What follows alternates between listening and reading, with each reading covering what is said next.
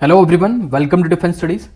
So in this video, we will be covering up your current affairs, November current affairs from the Vision IX magazine for your CAPF paper 2. So today we'll be discussing four major important themes. First theme would be polity and governance, second would be international relation, third would be economy, fourth would be security. So in the polity section, we'll be covering only two topics. First is Uniform Civil Code, second is rule of law.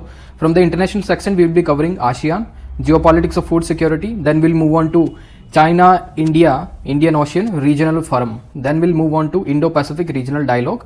Thereafter, we'll see in economic section, there are hardly one or two topics which are basically relevant for CAPF exam. First would see sovereign green bond. This sovereign green bond is mostly important for your paper 1. Paper 2 के अंदर नहीं आएगा. Second topic would B transport for all challenges. Transport के अंदर आपको पता है कि सीपीएफ के अंदर ट्रांसपोर्ट से क्वेश्चन आते हैं. जैसे आपसे पूछा गया था मास ट्रांसपोर्ट सिस्टम के ऊपर एक क्वेश्चन पूछा जा चुका है, तो ट्रांसपोर्ट आपका इंपॉर्टेंट है. उसके बाद देखेंगे check fake reviews on e commerce website. जैसे आपसे एक क्वेश्चन पूछा था net neutrality in India, right. एक क्वेश्चन आपसे पूछा गया था net neutrality. Let's see, net neutrality is a must for digital India. उसके साथ ही आपसे डिजिटल इंडिया से एक और इंपॉर्टेंट क्वेश्चन पूछा था cashless transaction scope and future prospects in India. So in दोनों टॉपिक को ध्यान में रखते हुए मुझे लगता है कि fake review on e commerce website, आप देखोगे यहाँ पे भी न्यूट्रलिटी नहीं है, ये भी कंज्यूमर्स के अगेंस्ट है. अगर कंज्यूमर्स का जो डिस्क्रिप्शन होता है, कंज्यूमर्स का जो डिसीजन मेकिंग पावर है वो हैम्पर होती है अगर वहाँ पे फेक रिव्यूज कोई डालता है. Same things happen with all this edtech companies. वहाँ पे भी आपको पेड जो है पेड कमेंट करने की जो सारे ऑप्शंस आपको मिल जाते हैं. दूसरा हम देखेंगे state of food and agriculture. Next जब हम सिक्योरिटी डिस्कस करने लग जाएंगे, जब हमने देखना है कि digital personal data protection bill, ये नया बिल आया है.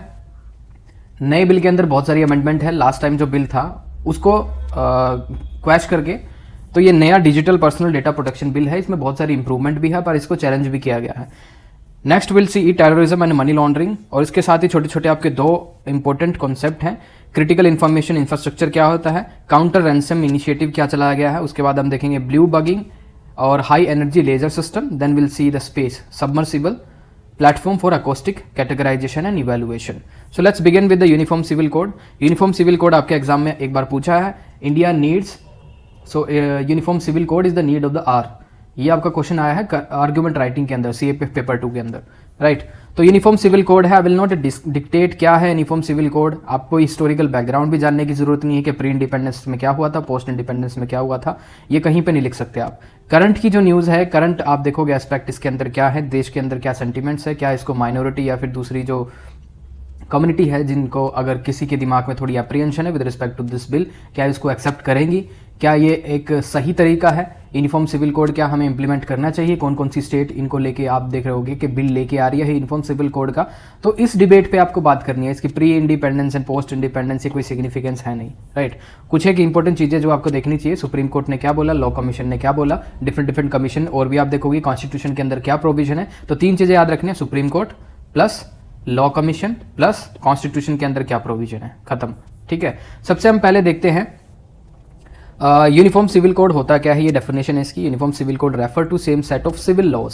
सिविल लॉज के अंदर कौन कौन से आते हैं आपके, जिसमें पर्सनल लॉ होते हैं, जिसमें आप शादी करते हो, अडॉप्शन करते हो, डाइवोर्स करते हो, ये सभी आपके जो सिविल लॉ के अंडर आपके जो पर्सनल लॉज हैं, ठीक है, इनहेरिटेंस, ये सभी आपके इसके अंदर आता है यूनिफॉर्म सिविल कोड के, ठीक है. यूनिफॉर्म सिविल कोड के अंदर लाने की कोशिश है, लेकिन अभी डिफरेंट आप देखोगे पर्सनल लॉज हैं. जैसे हिंदू पर्सनल लॉज है और मुस्लिम पर्सनल लॉ है, एक आपका आता है क्रिश्चियन, और उसके बाद आपका जूस भी आता है, ठीक है. तो बहुत सारे पर्सनल लॉज हैं. उस हिसाब से अगर हम देखें, let's see the Parsi marriage and divorce, juice नहीं है, पारसी है. एक स्पेशल मैरिज एक्ट भी होता है जिसके अंडर एक सेकुलर आप देखोगे एक इसमें स्ट्रक्चर दिया गया है. अगर दो डिफरेंट रिलीजियस कम्युनिटी के जो लोग हैं शादी करना चाह रहे हैं और वो किसी भी पर्सनल लॉ के अंडर नहीं करना चाह रहे, ना तो वो हिंदू के अंदर, ना फिर वो पारसी, ना फिर क्रिश्चियन, ना फिर मुस्लिम, उनको अगर एक सेकुलर लॉ चाहिए तो एक स्पेशल मैरिज एक्ट है, ठीक है. इंटर रिलीजियस मैरिजेस इसके अंडर होती हैं. अब हम देखते हैं कुछ एक कॉन्स्टिट्यूशनल प्रोविजन. आर्टिकल 44 भी बोलता है कि state shall endeavour to secure uniform civil code for citizen throughout the territory of India. और ये जो आपके पर्सनल लॉज हैं ये कंकरेंट लिस्ट में आते हैं, इसीलिए बहुत सारे स्टेट्स के अंदर आप देखोगे किसी स्टेट्स के अंदर आप देखोगे कि यूनिफॉर्म सिविल कोड है, जैसे गोवा के अंदर है, उत्तराखंड के अंदर लाने की कोशिश हो रही है यूनिफॉर्म सिविल कोड। काफ़ी ऐसी स्टेट है वहाँ पे भी यूनिफॉर्म सिविल कोड लाने की कोशिश हो रही है, क्योंकि ये कॉन्करेंट लिस्ट के अंडर है। अब करंट स्टेटस देखते हैं पर्सनल लॉ का इंडिया के अंदर। जैसे मैंने आपको बताया, जितनी भी डिफरेंट रिलीजियस कम्युनिटी है, सबके अपने अपने पर्सनल लॉज हैं, हिंदू, मुस्लिम, क्रिश्चियन, पारसी, और उसके बाद एक सेकुलर लॉ है, स्पेशल मैरिज एक्ट, जिसमें इंटर रिलीजियस मैरिज होती है। गोवा एक ऐसी स्टेट है जिसमें एक यूनिफॉर्म सिविल कोड को अप्लाई किया गया है। नीड क्या है हमारे यहाँ पे, आप देखोगे काफ़ी जो आप देखोगे रिलीजियस कम्युनिटीज़ के अंदर जेंडर इनक्वालिटी है। मेल काउंटर पार्ट को ज़्यादा स्टेटस दिया गया है, ठीक है, वो पोलीगैमी भी कर सकते हैं, but women can not do the polyandry, right. At the same time काफ़ी ऐसी जो देखोगे ट्राइबल एरियाज के अंदर women can do the polyandry also, right. तो एक जेंडर इक्वालिटी लाने के लिए लॉ कमीशन ने ऑब्जर्व किया है कि various aspect of prevailing law क्या है, डिसप्रिविलेज करती है विमेन को, इसीलिए यूनिफॉर्म सिविल कोड की जरूरत है। एक पहला, ठीक है, gender equality. Draft will see to address inconsistency in personal laws. Personal laws के अंदर भी बहुत सारी इनकंसिस्टेंसी है, like people belonging to different communities, और मुस्लिम लॉ के अंदर आप देखोगे डिफरेंट डिफरेंट इनकंसिस्टेंसीज हैं। लाइक आपने देखा होगा ट्रिपल तलाक से रिलेटेड। उसके बाद आपने बहुत एक फेमस केस भी सुना होगा, शाह बानू केस 1985 के अंदर। देखो ये केस का ईयर आपको याद करना जरूरी है, ठीक है। जुडिशियल प्रोनाउंसमेंट भी अगर आप इसकी याद कर सकते हो तो बहुत इंपॉर्टेंट है। तो शाह बानू केस 1985, MS जॉर्डन दिंगे SS चोपड़ा 1985, सरला मुदगल केस 1995, राइट। अब हम देखते हैं सिग्निफिकेंस क्या है लॉ की। सिग्निफिकेंस बहुत इंपॉर्टेंट है। अब देखेंगे अगर सभी रिलीजियस कम्युनिटी पे अगर एक सेम लॉ लगे, राइट, तो इससे क्या होता है, आप देखोगे कि एक इंटीग्रेशन होती है पूरे देश के अंदर। तो नेशनल इंटीग्रेशन आप बोल सकते हो कि नेशनलिज्म, और आप बोल सकते हो कि नेशन बिल्डिंग की तरफ हम जा रहे हैं। तो सिंप्लीफिकेशन ऑफ लॉ आप बोल सकते हो। The same civil law will then be applicable to all citizen respective of their faith, जिस भी धर्म को वो मानते हैं। रिड्यूस बर्डन ऑन जुडिशरी, बहुत सारे केसेस आप देखोगे जुडिशरी के अंदर पेंडिंग है, तो जुडिशरी को हर एक पर्सनल लॉ के अंडर उनको क्या करना पड़ता है, एनालाइज करना पड़ता है। So this will reduce the burden on judiciary. Draft will see the protection to vulnerable section of the society, ये भी देख सकते हो। उसके बाद argument against implementation of UCC। तो डाइवर्सिटी है इंडिया के अंदर, इसीलिए बोलते हैं कि unity in diversity. Communal politics, बहुत सारी आप देखोगे कम्युनल पॉलिटिक्स आप देखोगे, लोगोगों को मोबिलाइज किया जाता है on the name of religion. अगर रिलीजन ही नहीं रहेगा, अगर सेम पर्सनल लॉ के अंडर सबको आप देख सकते हो कि उन्होंने जो काम किए हैं उनको एनालाइज कर सकते हैं सेम पर्सनल लॉ के अंडर, तो ये कम्युनल पॉलिटिक्स के लिए एक बहुत बड़ा खतरा है। दूसरा आप देखोगे it is against the diversity, it Erode minority rights, and basically this concept is not also supported by the law commission, जिन्होंने कहा था UCC is neither necessary not desirable at this stage. 2018 के अंदर ये रिपोर्ट थी। अब रोड देखते हैं, नेक्स्ट वे फॉरवर्ड क्या हो सकता है। सबसे पहले हमें सभी स्टेक होल्डर को एनालाइज करना है। स्टेक होल्डर में आप देखोगे इसमें कौन है, गवर्नमेंट, स्टेट गवर्नमेंट, उसके साथ ही आप देखोगे सारी रिलीजियस कम्युनिटीज़, ठीक है, पीपल, रिलीजियस, टीचर्स, ठीक है। इन सबको आपको क्या करना पड़ेगा, एक कंसेंसस बिल्डिंग एक्सरसाइज के अंडर लाके सबकी काउंसलिंग करनी पड़ेगी, तभी ये चीज़ पॉसिबल है। अदरवाइज आर्बिट्रेरी तरीके से अगर आप इसको इम्प्लीमेंट करोगे तो प्रोटेस्ट हो सकते हैं, और जो आपकी प्रॉपर्टी है शायद उनको भी डैमेज हो सकता है। हमने देखा कि प्रोटेस्ट कई बार वायलेंट भी हो जाते हैं। तो ये सबसे पहले हमें एक्सरसाइज करनी चाहिए। We need a build a consensus among all the stakeholders. Brick by brick approach, law commission की जो रिकमेंडेशन है वो इंप्लीमेंट कर सकते हैं। I will not go into the recommendation. उसके बाद legislature should first consider guaranteeing equality within community between man and women rather than equality between communities, ठीक है। तो ये कह रहे हैं कि मैन और वुमेन के बीच में इक्वालिटी लाने की जरूरत है, not between the religious communities, right. Now moving to the next topic, rule of law. थोड़ा सा इसको देख लो कि रूल ऑफ लॉ क्या होता है।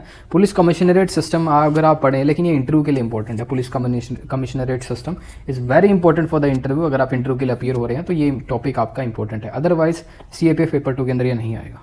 रूल ऑफ लॉ आप यूज़ कर सकते हैं, डायरेक्टली नहीं आएगा। जैसे आपसे कोई क्वेश्चन आ जाए कि एनआरकी या फिर इस तरह से lawlessness in the region, law implement करना is the prime important work for the government, अगर इस तरह से कुछ आ जाए तो रूल ऑफ लॉ आप यहाँ पे बोल सकते हैं। वर्ल्ड जस्टिस प्रोजेक्ट ने क्या निकाला है, रूल ऑफ लॉ निकाला है। उसके अंदर आप देखोगे कि की हाईलाइट क्या है। इंडिया का रैंक 77 है out of 140 countries. thereafter will see the world justice project definition, A durable system of law, institution, norms and community commitment, right. Accountability, just law, open government, accessible, ये सब किस किसके features हैं जिसको हम जज कर सकते हैं रूल ऑफ लॉ के पैरामीटर्स। उसके बाद हम देखेंगे now coming to the international relation. ASEAN से शुरू करते हैं। आसियान से आपका क्वेश्चन भी आ चुका है। जैसे अगर CAPF पेपर 2 की बात करूँ, साउथ ईस्ट एशियन कंट्रीज़ के ऊपर आपका क्वेश्चन आया है कि साउथ ईस्ट एशियन कंट्रीज़ को कैसे जो चाइना है वो अग्रेसिव पॉलिसी के थ्रू उनको सप्रेस कर रहा है। Let's see the topic. ये था आपका topic. China's policy of aggressive dominance in south east Asia. South east Asia इसी को बोलते हैं आसियान नेशंस को, राइट। तो इस हिसाब से आपको थोड़ा इसके ऊपर एनालाइज करना पड़ेगा। आसियान क्या है, अभी हमारे कितने साल हो गए हैं रिलेशनशिप को, विल सी। तो अभी आप देखोगे 30 ईयर हो गए, हमारी एनिवर्सरी हो चुकी है 30 ईयर, और 2022 के अंदर 19th आसियान समिट हुई थी कंबोडिया के अंदर। उसके बाद हम देखोगे हमने एलिवेट किया अपने टाइज को, अब हम कॉम्प्रिहेंसिव स्ट्रेटेजिक पार्टनरशिप हम शेयर करते हैं, maritime security, project in Indo Pacific and cyber security, ये सभी एरियाज को भी हमने क्या कर दिया है, ओपन कर दिया है इसमें पार्टिसिपेशन के लिए। लेट्स सी आसियान के बारे में थोड़ा देख लीजिए। सबसे पहले ग्रुपिंग बनी थी 1967 के अंदर, पेपर 1 के लिए इसका ईयर इंपॉर्टेंट है, 1967 में बनी थी, ठीक है। और इसके साथ ही आप देखोगे आसियान समिट कहाँ कहाँ पे होती है, उसके साथ इसमें देखोगे कौन कौन से देश हैं, यू नीड टू सी। उसके बाद हम देखते हैं सिग्निफिकेंस क्या है हमारा आसियान के साथ। देखिए आसियान सेंट्रलिटी का मतलब क्या है, कोई भी चीज़ अगर आप देखोगे, अगर आप बात करना चाह रहे हो इंडो पैसिफिक, अगर आप बात करना चाह रहे हो security and growth of all in the region, अगर आप बात करना चाहते हो freedom of sea line of communication and navigation, अगर आप बात करना चाहते हो काफ़ी ऐसी ग्रुपिंग जो है, जैसे आप बात करोगे कि क्वाड, जो कि क्वाड बिल्कुल पसंद नहीं है आसियान्स को, जो आसियान कंट्री है क्वाड को लेके थोड़ी सी अप्रीहेंशन है उसके दिमाग में कि क्वाड को लेके एक तरफ तो क्वाड होगा, दूसरी तरफ चाइना होगा, और उनकी इंटरनल आप देखोगे पॉलिटिकल टसल के अंदर हम फ्रिक्शन में आ जाएंगे, ठीक है।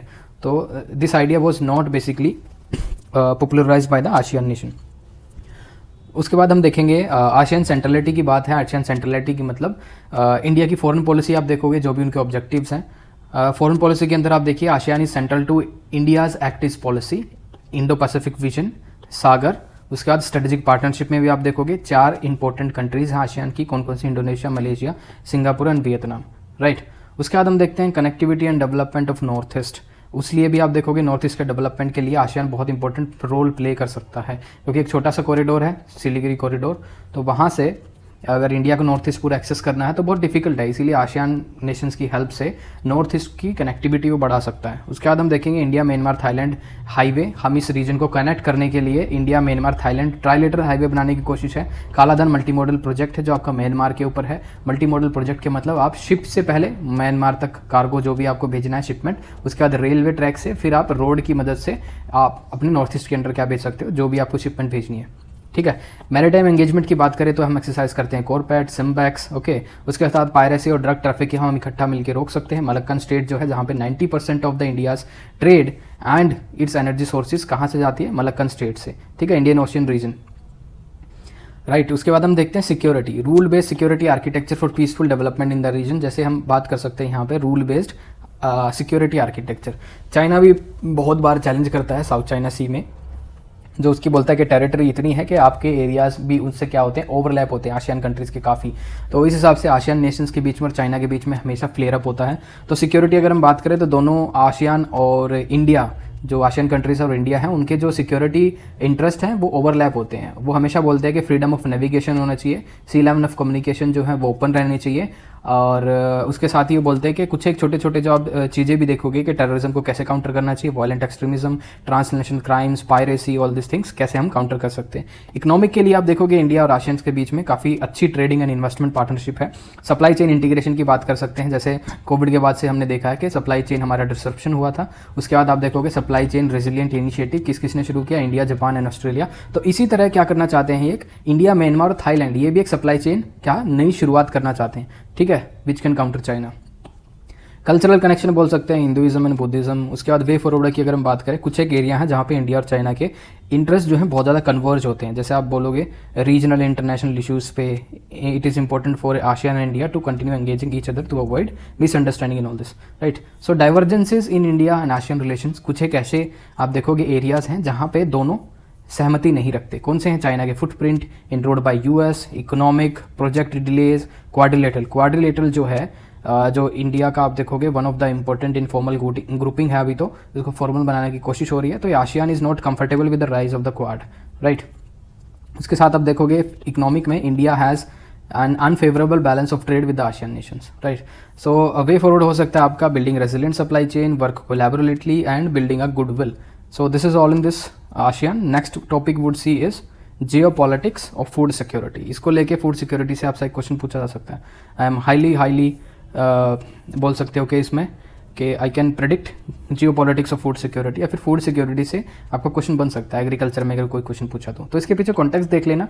रशिया उस टाइम पे जब रशिया यूक्रेन वॉर हो रहा था तो बहुत सारी आप देखोगे कंसाइनमेंट जो है वीट की उसको क्या किया गया था, रोक दिया गया था, क्योंकि ब्लैक सी के अंदर कोई भी व्हीकल की एंट्री और एग्जिट जो है, आपकी वेसल की एंट्री और एग्जिट जो है उस पर रोक लगा दी थी। उससे क्या है, Ukraine is the one of the largest exporter of wheat का सबसे one of the largest exporter of wheat. तो काफ़ी देशों की जो है फूड सिक्योरिटी क्या है कॉम्प्रोमाइज़ हो रही थी। तो एक अग्रीमेंट किया गया किस किस के बीच में, यूनाइटेड नेशंस और टर्की ने, इन्होंने क्या किया, उस डील को ब्रोकर किया, मीडिएशन किया उसके बीच में।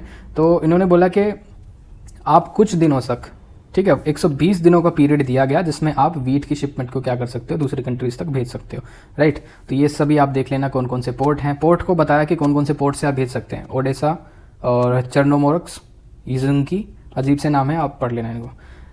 सो लास्ट विल सी की ऑर्गेनाइजेशन जो वर्क करती हैं ग्लोबल फूड सप्लाई के लिए, वर्ल्ड बैंक हो गया, food and agriculture organisation, then will see international fund for agriculture development, world food programme, right. अब की initiative to strengthen global supply chain, global food supply, कौन कौन से की इनिशिएटिव है, एक तो ये हो गया global alliance for food security, 12th minister conference of WTO, GASCA, global alliance for smart climate smart agriculture, last would be global agriculture and food security programme. अब इम्पैक्ट ऑफ इसका geopolitics on food security पे अगर आप देखोगे, impact बहुत ज़्यादा था। अब देखोगे फूड जो प्रोडक्ट थे उनके अंदर इन्फ्लेशन आई थी, सबको पता है इन्फ्लेशन आ गई थी, ये इम्पैक्ट था। इंडिया के अंदर देखोगे आप, इंडिया को फर्टिलाइजर इंपोर्ट करना पड़ता है, इंडिया को ऑयल प्रोडक्ट जो हैं वो भी इंपोर्ट करने पड़ते हैं, मस्टर्ड ले लीजिए आप या फिर सोया ऑयल ले लीजिए, बहुत तरह के ऑयल हम इंपोर्ट करते हैं यूक्रेन से। तो इंडिया की फूड सिक्योरिटी के लिए बहुत बड़ा खतरा था। तो इसमें आप देखोगे थ्रेट टू फूड सिक्योरिटी में आप देखोगे compulsion to trade, armed conflict, competition for natural resources, climate change, right. उसके बाद वे अहेड हो सकता है, इंसुलेट कर सकते हैं हम फूड को जियोपॉलिटिक्स से, वॉर से, ठीक है। जिस तरह से अग्रीमेंट हुआ है between Russia and UN and plus Turkey ने जो मीडियोकर किया है इसके अंदर, ठीक है, मीडिएशन किया है। तो वहाँ से आप देखोगे कि हम फूड सिक्योरिटी को एक साथ रख सकते हैं अलग, दूसरा हम इंसुलेट कर सकते हैं जियोपॉलिटिक्स को। उसके बाद देखेंगे ओपन ट्रेड मेंटेन कर सकते हैं, intensity effort to recycle nutrients, increasing productivity in developing countries and climate resilient. So next topic would see is China Indian Ocean regional forum. देखिए China Indian Ocean regional forum क्या करना चाहता है China Indian ocean reason के अंदर, ये बोल रहा है कि 19 कंट्रीज को हम इसका पार्ट बनाएंगे एक्सेप्ट इंडिया। क्या करने के लिए, establish a marine disaster prevention and mitigation cooperation mechanism. Marine disaster, कुछ ऐसा मरीन आपका इंडियन ओशन रीजन के अंदर कोई ऐसा डिजास्टर हो जाए तो उससे कैसे निपटेंगे। 19 कंट्रीज हैं उसके अंदर, इस पूरी ग्रुपिंग, इस फॉरम के अंदर, लेकिन इंडिया को उससे एक्सक्लूड किया गया है, ठीक है। बस ये एक दिमाग है कि इंडियन ओशन रीजन के अंदर आप कुछ करना चाह रहे हैं और इंडिया को ही इंक्लूड नहीं कर रहे, ठीक है। उसके बाद हम देखेंगे इंडो पैसिफिक रीजनल डायलॉग, और ये इंडियन पैसिफिक रीजनल डायलॉग कौन कराता है, इंडियन नेवी इसको बनाती है। और इंडियन नेवी क्या करती है इसके अंदर, एक्सचेंज ऑफ आइडियाज़, किस तरह के आइडियाज़, मैरीटाइम इश्यूज से रिलेटेड, पायरेसी हो गया, या फिर आप सी लाइन ऑफ कम्युनिकेशन से बोलेंगे, या फिर आप देखोगे मैरीटाइम इश्यूज और भी बहुत सारे हो सकते हैं। सो ट्रैक 1.5 इवेंट के अंदर कुछ गवर्नमेंट एजेंसीज होते हैं, कुछ नॉन गवर्नमेंट एजेंसीज होती हैं जो इसमें क्या करती है, पार्टिसिपेट करती हैं। करेंसी मॉनिटरिंग लिस्ट के अंदर इंडिया को निकाल दिया गया है इसके बाहर, पहले इंडिया को इसके अंडर रखा गया था। करेंसी मॉनिटरिंग लिस्ट होती क्या है, यूनाइटेड नेशंस ने एक ऐसी लिस्ट निकालता है जिस लिस्ट के अंदर उन कंट्रीज़ को डालता है जो लगता है कि डेलिबरेटली वो अपनी कंट्री का क्या, कंट्री उसका करेंसी का क्या कर रहे हैं, डीवैल्यूएशन कर रहे हैं, तो उस लिस्ट से इंडिया को अब बाहर कर दिया गया, ठीक है। तो वो एक पॉजिटिव बात है। Next will see the economic section. Economic section के हम देखते हैं sovereign green bond. Sovereign green bond देखो, वैसे तो बस आपको इसकी डेफिनेशन आनी चाहिए कि सोवरन ग्रीन बॉन्ड होता क्या है। पेपर 2 के लिए डायरेक्टली इंपॉर्टेंट नहीं है, 1 के लिए इंपॉर्टेंट है। तो sovereign green bond is a type of डेब्ट security created for funding of और refunding project contributing positively to the climate और इकोसिस्टम, ठीक है। ग्रीन प्रोजेक्ट होने चाहिए बेसिकली, ग्रीन प्रोजेक्ट, ठीक है। जो भी ग्रीन प्रोजेक्ट होंगे, प्रोजेक्ट लाइक ये देखिए एलिजिबल प्रोजेक्ट कौन कौन से होंगे, renewable energy, energy efficiency, clean transportation, climate change adaptation, sustainable water, green building, aquatic biodiversity conservation. अगर इस हिसाब से किसी प्रोजेक्ट को शुरुआत करनी है, ठीक है, तो उसमें इन्वेस्टमेंट की जरूरत है, वो आपको सोवरन ग्रीन बॉन्ड के अंडर आपको इन्वेस्टमेंट वहां से मिल जाएगी, बस इतना आपको पता होना चाहिए। Next will see e transport for all challenges. Let's see transport for all challenges. देखिए ministry of housing and urban affairs ने इसको शुरू किया है। एम क्या है, एनहांस करनी है हमें मोबिलिटी एक्सपीरियंस। मोबिलिटी एक्सपीरियंस जैसे आप देखोगे काफ़ी अर्बन एरियाज़ के अंदर अभी तो बहुत अच्छी कनेक्टिविटी है, लेकिन सपोज कीजिए उस कनेक्टिविटी को अच्छा भी कर सकते हैं with the use of technology. जैसे स्मार्ट कार्ड वहाँ पे बात हो रही है, स्मार्ट मोबिलिटी कार्ड, ठीक है, कि आप एक ही कार्ड से आप डीटीसी में बस ट्रैवल कर सकेंगे, उसी से आप मेट्रो के अंदर भी ट्रैवल कर सकेंगे और काफ़ी जो पब्लिक ट्रांसपोर्ट सिस्टम है उनका भी यूज़ कर सकेंगे सिर्फ एक स्मार्ट मोबिलिटी कार्ड से। ठीक है, so with the help of technology, इन्होंने लिखा it aims at enhancing the mobility experience of citizen and focus on digital innovation to improve mobility need of all citizens. Next will see fake review on e commerce. E commerce पे fake review को कैसे रोका जा सकता है। Department of consumer affairs इसके लिए आप बोलोगे कि काम कर रहा है। ब्यूरो ऑफ इंडियन स्टैंडर्ड ने एक आप देखोगे इसके अंदर देर आर सर्टेन प्रोसीजर्स जो कि ले गया है, जिसके अंदर आप देखोगे applicable to every online platform which publishes consumer reviews. ठीक है, कंज्यूमर रिव्यूज़ कई बार फेक रिव्यूज़ भी होते हैं, तो फेक रिव्यूज़ नहीं डाल सकते। अगर किसी को फाइंड मतलब मिला वो, तो उससे पूरा कैंसिल हो सकता है उनका business certificate and all this license भी। Now see the state of food and agriculture. State of food and agriculture बहुत ही इंपॉर्टेंट रिपोर्ट है। तो फूड एंड एग्रीकल्चर ऑर्गेनाइजेशन इन्होंने निकाला है। तो ये कह रहे हैं कि लेवरेजिंग ऑटोमेशन, क्या हम एग्रीकल्चर के अंदर ऑटोमेशन ला के हम ट्रांसपोर्ट कर सकते हैं एग्री फूड सिस्टम्स को, right. So it looked at how automation in our agri food system can contribute to achieve sustainable development goals. Agriculture automation, labour productivity को कैसे बढ़ा सकते हैं ऑटोमेशन की मदद से, वर्किंग कंडीशन कैसे बेटर कर सकते हैं, इनकम कैसे बढ़ा सकते हैं, मशीनरी मतलब ट्रैक्टर यूज़ करके, ड्रोन्स यूज़ करके, आर्टिफिशियल इंटेलिजेंस यूज़ करके, जो भी ऑटोमेशन आप चाहते हो। ठीक है, जनरेट न्यू एंटरप्रेन्योरशिप के जरिए आपके सामने खुल सकते हैं। रिड्यूस फूड लॉसेस, चैलेंजेस क्या हो सकते हैं, inaccessibility, large motorized machinery, unemployment, wide disparity in adoption of automation. ठीक है, रिकमेंडेशन क्या है, अवॉइड सब्सिडाइज्ड ऑटोमेशन, राइट, ये रिकमेंडेशन है सिर्फ। अब देखते हैं लास्ट टॉपिक रहेगा हमारा data protection, digital personal data protection bill, terrorism and money laundering. Let's C.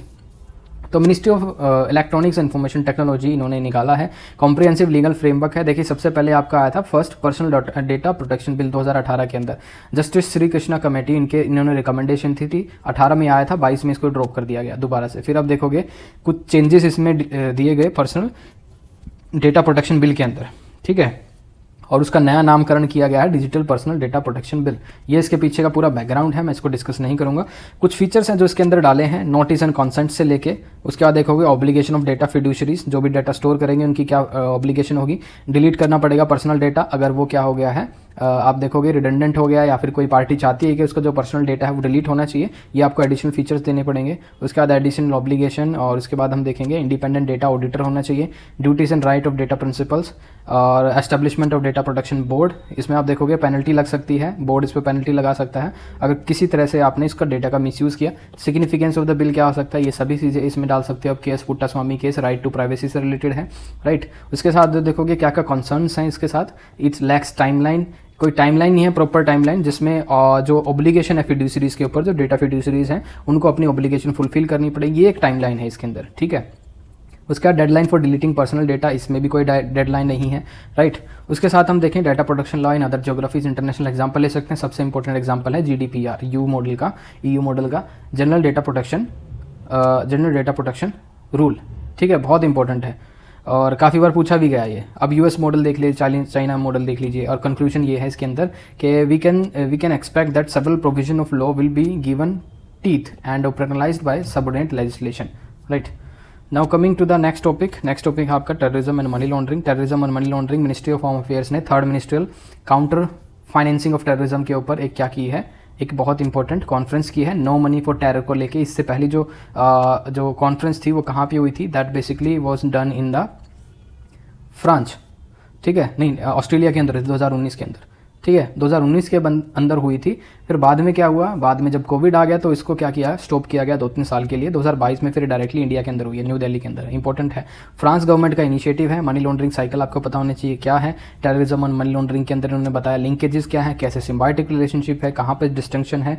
So this is a process, I will not dictate this. Money laundering case के अंदर पहले आप जो इलीगल तरीके से क्या करते हो, पैसा कमाते हो। इलीगल और लीगल दोनों तरीके हो सकते हैं। लीगल है तो आप उसको छुपा लेते हो, कंसील करते हो, टैक्स नहीं बताते। अगर आप इलीगल तरीके से कमा रहे हो तो उसको तो वैसे भी नहीं बता सकते। तो आप उसको इन्वेस्ट करोगे बैंक में, या फिर कोई प्रॉपर्टी लोगे, फिर या फिर उसको ऑफशोर इन्वेस्टमेंट करोगे दूसरे देश के अंदर, फिर उसको दोबारा से क्या करोगे, रीसेल करोगे, प्रॉपर्टी के अंदर डाल दोगे। तो डिफरेंट लेयरिंग और अनलेयरिंग वाला जो कॉन्सेप्ट है, राइट। तो इससे ब्लैक टू वाइट हो जाती है मनी लॉन्ड्रिंग केस के अंदर। सिम्बायोटिक रिलेशन है, मतलब फाइनेंसिंग और इसके मनी लॉन्ड्रिंग के अंदर आप देखोगे, टेरर फाइनेंसिंग के अंदर आप देखोगे criminal activities, proceeds of crime, right. तो कैसे ये आप देखोगे एक ब्लैक होल सिंड्रोम है। ब्लैक होल सिंड्रोम का मतलब है ऐसी एक्टिविटीज़ एक टाइम के बाद दोनों मर्ज हो जाता है, टेररिज्म और आपका आप अनऑर्गेनाइज क्राइम को देखोगे कि दोनों एक ही थाली के चट्टे बट्टे हैं, इस हिसाब से आप लगा सकते हो, ठीक है, एक टाइम पे जब ब्लैक होल सिंड्रोम उसको बोलते हैं। तो डिस्टिंक्शन ये हो गया, method of moving terrorist funding all this, what efforts can be made to counter terrorism financing, ठीक है। टेरर फाइनेंसिंग को खत्म करने के लिए क्या कर सकते हैं, यूनाइटेड नेशन के अंदर रेजोल्यूशन आया 1267, 1373, काउंटर टेररिज्म कमेटी के अंदर दिल्ली डिक्लेरेशन हो गया, financial action task force, terrorism prevention branch, and ये देखिए आपका सिविल के अंदर ये क्वेश्चन आ चुका है 2020 के अंदर ये क्वेश्चन पूछा था, 19 के अंदर, United nation office on drugs and crimes. उसके बाद देखोगे United nation office of counter terrorism, Indian agency कौन सी है जो कि आपसे टेरर फाइनेंसिंग से जो निपटती है, NIA होगी, UAPA और नेट ग्रिड, ठीक है, इंटेलिजेंस के लिए। और क्या क्या चैलेंजेस हो सकते हैं आपके, जैसे वीकनेस लगा लीजिए इंटरनेशनल लॉज, जैसे आपका एक क्वेश्चन था इसमें था international cooperation on terrorism is a myth और रियलिटी, तो इंटरनेशनल कोऑपरेशन चाहिएगा अगर हमें टेररिस्ट फाइनेंसिंग को खत्म करना है। तो ये एक वीकनेस लगा सकते हैं आप कि एक इंटरनेशनल लेवल पे कोई कोऑर्डिनेशन नहीं है बिटवीन डिफरेंट इंटरनेशनल ऑर्गेनाइजेशन के बीच में, inadequate customer identification, lack of political will, lack of collaboration, no cash methods. और क्या किया जा सकता है इन चैलेंजेस को खत्म करने के लिए, फाइनेंशियल इंटेलिजेंस यूनिट हो सकती है, इंटरनेशनल कोऑपरेशन बेटर हो सकता है, financial and banking sector interconnect हो सकते हैं डिफरेंट नेशंस की, technological upgradation and making penal provision proportionate, ठीक है। इसके साथ हम देखते हैं नेक्स्ट टॉपिक क्राउड मैनेजमेंट को लेके है। जैसे क्राउड मैनेजमेंट से आपसे देखेंगे तो मोरबी जो आपका ब्रिज था वो कोलैप्स हो गया था आपका गुजरात के अंदर, बहुत इंपॉर्टेंट है। साउथ कोरिया के अंदर भी आप एग्जांपल दे सकते हो, जो हॉलोविन वहाँ पे सेलिब्रेट करते थे, 150 लोग वहाँ पे मर गए ड्यू टू एसिफिकेशन, ठीक है, जिसमें लोगों को सांस नहीं आ पा रहा था, जिससे उनके लंग्स जो हैं कोलैप्स हो गए थे। और व्हाट इस क्राउड मैनेजमेंट क्या होता है ये आपको पता होना चाहिए, क्राउड मैनेजमेंट, क्योंकि आप भी क्राउड मैनेजमेंट करेंगे CAPF में, जब आप CRPF में आप ड्यूटी करोगे ITBP में, ठीक है, तो सिविलियन एरियाज़ में भी काम करना पड़ता है। तो ये सभी चीज़ें आपको पता होनी चाहिए, कैसे आप एनालाइज करेंगे कि फायर एंड इलेक्ट्रिसिटी और क्राउड बिहेवियर कैसा है, poor coordination between stakeholders, NDMA की गाइडलाइन के अकॉर्डिंग आप कैसे काम करोगे। तो क्राउड मैनेजमेंट के अंदर ये है, कोई वेन्यू सिलेक्ट होता है तो उस हिसाब से क्या क्या आपको बंदोबस्त करना पड़ेगा, स्टेक होल्डर्स के क्या ऑब्जेक्टिव होंगे, NGO को कैसे इसमें लेके आएंगे, ठीक है, क्राउड एक्सपेक्टेड कितने लोग आएंगे, बच्चे बूढ़े किस तरह के, क्राउड का मोटिव क्या है, रिलीजियस कुछ ऑर्गेनाइज कर रहे हैं सोशल या फिर एंटरटेनमेंट के लिए, टाइप ऑफ इवेंट कैसा होगा। तो ये सभी चीज़ें आपको ध्यान में रखनी चाहिए जब भी आप काम कर सकते हो। अब क्रिटिकल इंफ्रास्ट्रक्चर में आप देखिए, नेशनल पॉपुलेशन रजिस्ट्रार को गवर्नमेंट ने डिक्लेयर कर दिया है ये क्रिटिकल इंफ्रास्ट्रक्चर है, कोई भी इसके साथ कुछ छेड़खानी करता मिला तो उसको 10 साल की सज़ा है, ठीक है। और क्रिटिकल इंफ्रास्ट्रक्चर होता क्या है ये इसका एग्जाम्पल हो गया, ठीक है। Threat to critical infrastructure includes earthquake, tsunami and all this. और measure taken to protect critical infrastructure को कैसे बचा सकते हैं, तो national critical information infrastructure protection centre है, कंप्यूटर इमरजेंसी रिस्पांस टीम है, उसके साथ ही नेशनल साइबर सिक्योरिटी कोऑर्डिनेटर हो गया, नेशनल साइबर सिक्योरिटी पॉलिसी 2013 हो गई, लेकिन इसको अभी चेंज करने की कोशिश हो रही है। तो क्रिटिकल इंफ्रास्ट्रक्चर के अंदर आपके क्या क्या चीज़ आते हैं, telecommunication, power, government, transport, banking, strategic and public enterprises. Last topic would be international counter ransom initiative. क्या है ये international counter ransom initiative? CRI also decided to establish national counter ransom task force. तो इसको आप देख लेना, एक ये आपकी टर्म आ सकती है पेपर 1 के अंदर, ब्लू बगिंग क्या है, it's a form of hacking. आप ब्लूटूथ के अगर आपका ब्लूटूथ विजिबल मोड पे है तो दूसरा कोई आदमी आपके विजिबल मोड का फ़ायदा उठा के आपका ब्लूटूथ क्या है, आप ब्लूटूथ की हेल्प से आपके फ़ोन को हैक कर सकता है, ठीक है। अब 2-3 चीज़ जो है मैं आपके लिए छोड़ रहा हूँ। पहला आपको देखना पड़ेगा हाई एनर्जी लेजर सिस्टम से है, जो DRDO ने डेवलप किया है, जिससे आप क्या कर सकते हो, उस लेज़र की मदद से डैमेज पहुँचा सकते हो। उसके बाद स्पेस देख लेना, DRDO ने शुरुआत किया है, और रोहिणी जो आपका साउंडिंग रॉकेट है उसके साथ देखोगे आप important exercises like India pacific endeavour, Garuda Shakti किसके साथ है, इंडोनेशिया के साथ है, युद्ध अभ्यास आपकी US के साथ होगी, हरिमनु शक्ति आपकी मलेशिया के साथ होगी, ठीक है, हरिमऊ शक्ति। So this is all in this video. Next जो हम टॉपिक डिस्कस करेंगे वो आपके एनवायरनमेंट से रिलेटेड होंगे। Next topic would be environment और social issues, then will see the science and tech, then will see the ethics. तो next video के अंदर आपका पूरा नवंबर का करंट अफेयर खत्म हो जाएगा। So thank you.